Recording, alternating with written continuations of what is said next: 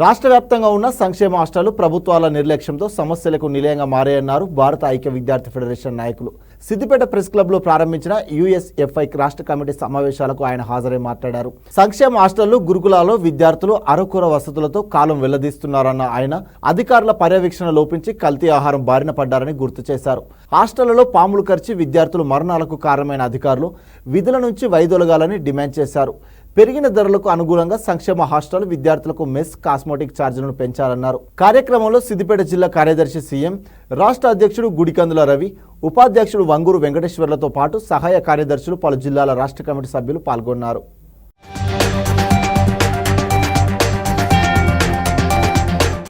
ఈరోజు యూఎస్ఎఫ్ఐ రాష్ట్ర కమిటీ సమావేశాలు సిద్దిపేట పట్టణంలో నిర్వహించడం జరుగుతోంది. ఈ సమావేశంలో గత ప్రభుత్వం తీసుకుంటున్నటువంటి కార్యక్రమాలు, విద్యారంగంలో వస్తున్నటువంటి సమస్యల మీద చర్చించి భవిష్యత్తు కర్తవ్యాలని తీసుకోబోతా ఉన్నాం. ఈరోజు రాష్ట్ర వ్యాప్తంగా విద్యార్థులు అనేక సమస్యలతోటి ఈరోజు కొట్టుమిట్టాడుతున్నటువంటి పరిస్థితి ఉంది.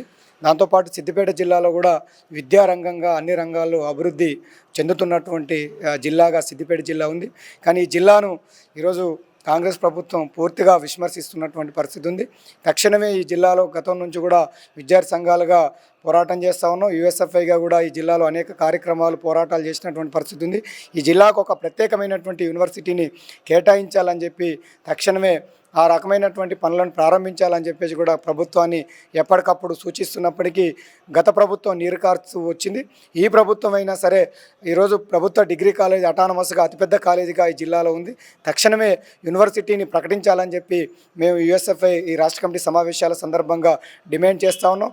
అట్లాగే ఈరోజు పుట్టగొడుగులాగా పుట్టుకొస్తున్నటువంటి ప్రైవేట్ యూనివర్సిటీలకు సంబంధించినటువంటి ఎట్లాంటి పర్మిషన్స్ లేకుండా గత పాలకులు పర్మిషన్స్ ఇచ్చి ఇష్టానుసారంగా లక్షల కోట్ల రూపాయలని ఈరోజు బిజినెస్గా మార్చుకొని విద్యార్థులను వ్యాపారంగా మార్చినటువంటి పరిస్థితి ఉంది. ప్రభుత్వం తక్షణమే ఇప్పటికైనా ప్రైవేట్ యూనివర్సిటీలపై చర్యలు తీసుకోవాలని చెప్పి, విద్యారంగ సమస్యలు తక్షణమే పరిష్కారం చేయాలని చెప్పి యూఎస్ఎఫ్ఐ రాష్ట్ర కమిటీ సమావేశాల సందర్భంగా డిమాండ్ చేస్తూ ఉన్నాం.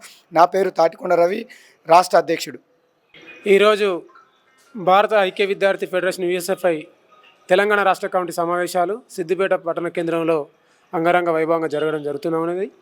ముఖ్యంగా ఈ రాష్ట్ర కమిటీ సమావేశాల యొక్క ముఖ్య ఉద్దేశం ఈ సిద్దిపేట జిల్లాలో ప్రభుత్వ యూనివర్సిటీని తక్షణమే ఏర్పాటు చేయాలని చెప్పేసి ఈ రాష్ట్ర ప్రభుత్వాన్ని డిమాండ్ చేస్తూ ఉన్నాం.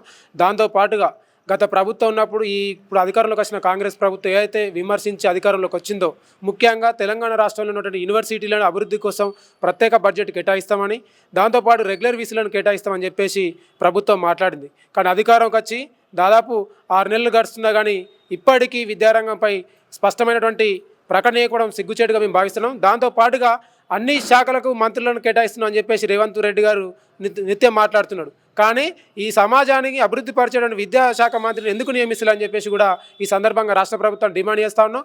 దాంతోపాటుగా ఇవాళ అనేక కార్యక్రమాలను 100 కోట్లు కేటాయిస్తున్నటువంటి ఈ రాష్ట్ర ప్రభుత్వం ఇప్పటికీ విద్యార్థులకు పెండింగ్లో ఉన్న స్కాలర్షిప్ రియంబర్స్మెంట్ దాదాపు 5,393 కోట్ల రూపాయలు రిలీజ్ చేయకపోవడంలో ఆంతర్యం ఏంటని చెప్పేసి ఈ రేవంత్ రెడ్డి ప్రభుత్వాన్ని ప్రశ్నిస్తూ ఉన్నాం. కాబట్టి తక్షణమే కాంగ్రెస్ ప్రభుత్వం పెండింగ్లో ఉన్న స్కాలర్షిప్ రియంబర్స్మెంట్ విడుదల చేయాలని, దాంతోపాటుగా తెలంగాణ రాష్ట్ర వ్యాప్తంగా ఖాళీగా ఉన్న వీసీ పోస్టులను, ప్రొఫెసర్ పోస్టులను భర్తీ చేయాలని, దాంతోపాటుగా పెరిగిన ధరలకు అనుగుణంగా సంక్షేమ హాస్టల్ విద్యార్థులకు మెస్ కాస్మోటిక్ ఛార్జీలు పెంచాలని చెప్పేసి భారత ఐక్య విద్యార్థి ఫెడరేషన్ తెలంగాణ రాష్ట్ర కమిటీగా ఈ రాష్ట్ర ప్రభుత్వం డిమాండ్ చేస్తూ ఉన్నాం. లేని పక్షంలో గత ప్రభుత్వ పాలకులు పాలించినట్టుగానే ఈ ప్రభుత్వం పాటిస్తే విద్యార్థుల యొక్క ఆగ్రహానికి గురికాక తప్పని చెప్పేసి హెచ్చరిస్తూ, నా పేరు మాదన్ తిరుపతి, యూఎస్ఎఫ్ఐ తెలంగాణ రాష్ట్ర కార్యదర్శి.